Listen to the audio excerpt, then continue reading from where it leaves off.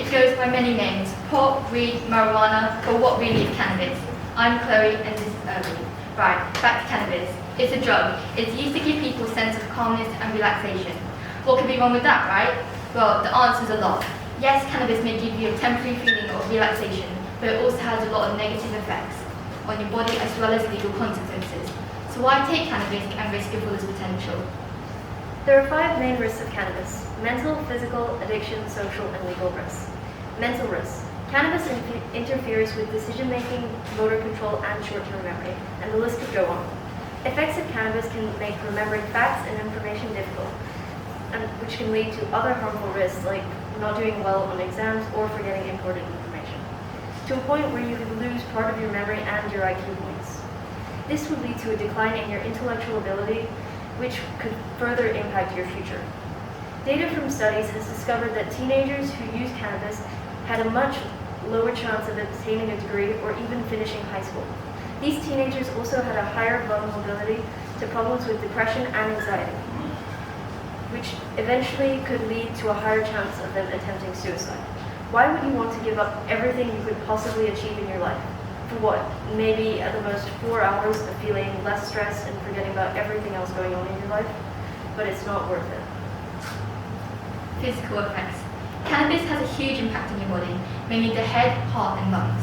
What will you do if one day your heart stops working because of cannabis? Will you stop breathing? You can never predict what could happen next. I mean, in easy terms, just don't bother taking cannabis. But of course, if everyone was doing that, we probably wouldn't be here giving this speech. Cannabis makes your heartbeat dramatically increase by 20 to 50 beats per minute, and in worst case scenarios, it may cause heart diseases and strokes. Immediate effects are like burning and stinging sensations in your mouth or heavy coughing. Smoking disables the cilia, which removes dirt and toxins from your lungs. A damaged cilia leads to bacteria remaining in the respiratory tract and cause infections. In addition, it can result in low energy levels and unresponsiveness. Probably the last thing you would want to happen to yourself. Addiction. Lots of people are addicted to things. Gaming, electronics. I myself am slightly addicted to food. What about you, Chloe? Yeah, I can totally agree with that. What's your favorite food? Pasta. Yeah, I love that too. Additionally, there are people addicted to drugs, in particular, cannabis. Research has shown that 1 in 10 people become addicted to cannabis. Now, this figure rises to 1 in 6 people when we're looking at people under the age of 18. In Hong Kong, the number of reported cannabis cases has increased tremendously in the past few years, with cannabis being the most popular drug abuse among young people. According to the annual World Drug Report from the UN Office on Drug and Crime, periods of lockdown during the COVID-19 pandemic drove increases in the use of cannabis in 2020. This shows that the pandemic further worsened problems with addiction. Also, even when people are trying to withdraw from drugs, it can be very difficult, and often there are people who either aren't able to fully go through with it or do go through with it but end up having a relapse later. Social effects. Cannabis can lead to a decrease in motivation to maintain healthy relationships and social bonds. During COVID-19, the number of young people taking cannabis in Hong Kong has nearly increased to 80% in the past 2 years. People struggled with their own mental and physical health and well-being, and it was even harder to seek for help during this time. People weren't able to meet up with friends, the ones they love, and it led to loneliness, which some turned to drugs as the only answer and source of help.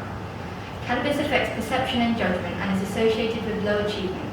Cannabis can also cause memory and learning problems, which can especially affect those in secondary school or universities.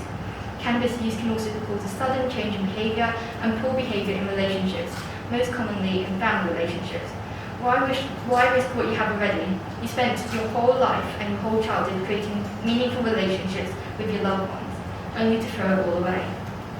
Legal risks. As well as creating mental and physical problems for your body, by using cannabis, you are breaking Hong Kong law.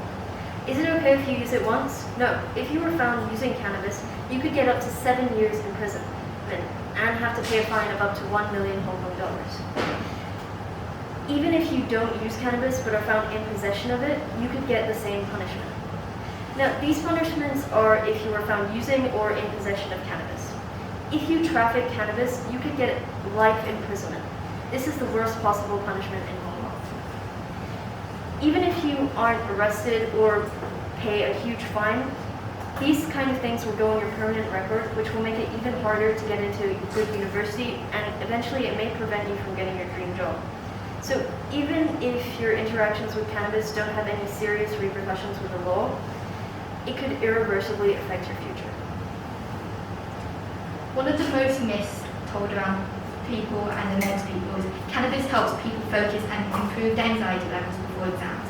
I'm sure you would have heard of this many times before, especially amongst teenagers, but it's completely false. Cannabis is more likely to affect your learning than health.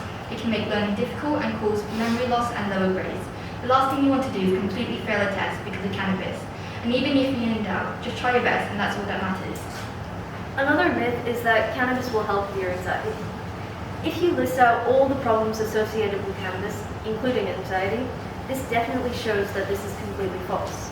It can trigger panic attacks and is more likely to increase anxiety levels than decrease them.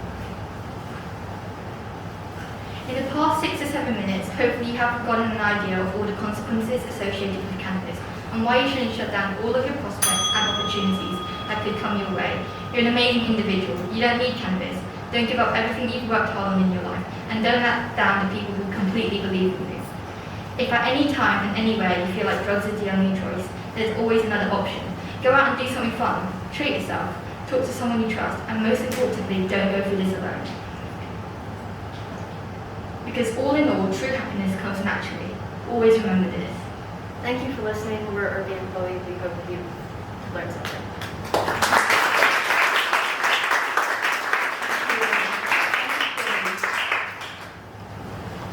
May I now call upon Gawani Lakshmi Vijay to present.